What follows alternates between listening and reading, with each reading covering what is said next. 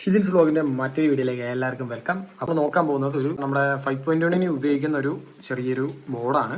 സംഭവം ഒന്ന് ഡീറ്റെയിൽ ആയിട്ട് കാണിച്ചു തരാം. നമ്മുടെ DTech Audiosൻ്റെ ബോർഡ് തന്നെയാണ്.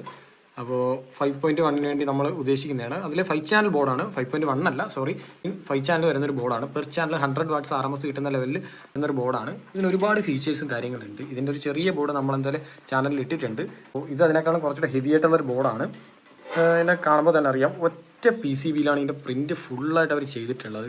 എന്താണെന്ന് പറയാനൊരു നല്ലൊരു പോയിന്റ് തന്നെയാണ്. എല്ലാ സാധനവും ഒറ്റ ഇത് തന്നെ നമുക്ക് വരുന്നുണ്ട്. 5.1 പ്രൊട്ടക്ഷൻ വരുന്നുണ്ട്, പക്ഷെ നമുക്ക് 5 ചാനലാണ് ഇതിൻ്റെ ആമ്പ് വരുന്നത്. ഒരു 5.1 ഒക്കെ പണിയാനായിട്ട് നല്ലൊരു ബോർഡ് തന്നെയാണ്. ഈ കാണുന്ന പോലെ ഇതിൻ്റെ ബാക്ക് സൈഡ് വരുമ്പോൾ ഇങ്ങനെയാണ് വരുന്നത്. നമുക്ക് കാണാം, സ്പീക്കർ പ്രൊട്ടക്ഷൻ സബിൻ്റെതും 5 ചാനലിനുള്ളത് ഇവിടെ സെപ്പറേറ്റ് ആഡ് ചെയ്തിട്ടുണ്ട്. ഇവിടെയായിട്ട് എൻ്റെ റെക്ടിഫയർ സെക്ഷൻ കാണാം. ഇത് 27027 10 ആംപിയറാണ് ഇതിൻ്റെ പവർ സപ്ലൈ. നമ്മൾ AC 10 ആംപിയറാണ് നമ്മളിവിടെ കൊടുക്കാനുള്ളത്. ഇവിടെ ആയിട്ട് നമുക്ക് പവർ സപ്ലൈക്ക് വേണ്ടി ഒരു 0 കൊടുക്കാനുണ്ട്. അതും കൂടെ ജസ്റ്റ് ഒന്ന് ഇവിടെ ആക്കി കഴിഞ്ഞാൽ ഓക്കെ. ബാക്കി എല്ലാ കാര്യങ്ങളും ഒക്കെ ഇതിൻ്റെ ഇൻഡിക്കേറ്ററും കാര്യങ്ങളൊക്കെ സൈഡിലുണ്ട്. അത്യാവശ്യം ഹെവി ആയിട്ടുള്ള ഹീറ്റ്സിങ് കൊടുത്തിട്ടുണ്ട്. നല്ല ക്വാളിറ്റി ഉണ്ട്. ചെക്ക് ചെയ്തപ്പോൾ അത്യാവശ്യം നല്ല ക്വാളിറ്റിയും കാര്യങ്ങളും കിട്ടുന്നുണ്ട് ബോർഡിൽ നിന്ന്. വൺ സൈഡ് വന്നിട്ട് 5198 1941 ഒരു ചാനൽ വന്നിട്ട് വരുന്നത്. തോഷിബയുടെ ട്രാൻസിസ്റ്ററാണ് വരുന്നത്. അപ്പോൾ നല്ല അത്യാവശ്യം ക്വാളിറ്റി ഉണ്ട്.